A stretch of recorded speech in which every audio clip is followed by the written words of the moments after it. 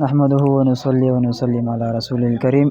زمونږ د ملګرو له الله رب العزت د مدرسې او د دینی علوم سره سره د عصري علوم هغه د ارادې توفیق ورکړو.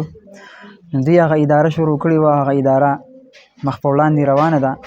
په هغې کې د امتحان په سلسله کې زمونږ خوږ ملګری مولانا محمد اسامه صاحب هغوی مونږ ته دعوت راکړی او ورالو امتحان مونږ واخیستو. ماشاءالله د وړو چې کوم نظم و ضبط د هغوی صفایي د هغوی چې کوم ترتیب و د هغې نه مونږ زیات چې هغه متاثره شو. او د دې سره سره چې هغه مونږ وکتل د ماشومانو هغه استعدادونه چې هغه تقریر مقابله کې هغه د اردو کې په انګلیش کې، نو د دې دیني سره سره هغه د عصري علومو چې نو دوی هم هغه ښه تربیت ورکوي.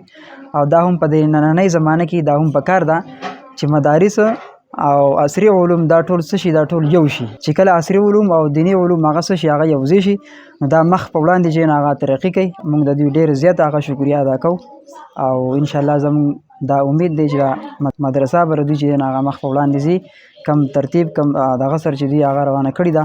او الله رب العزت یې ولا مزید د دې چې هغه توفیق ورکړي او ټولې اهل علاقې والو ته باډوان او سره سره څومره چې د اواز څوک اوري نو ټولو ته دا درخواست دی چې هغه دوی په دې اداره کې دوی سره خپل هغه ملاتړ وکړي او خپله حصه واخلي، خپل د آخرت هغه ذریعه هغه جوړه کړي. والسلام.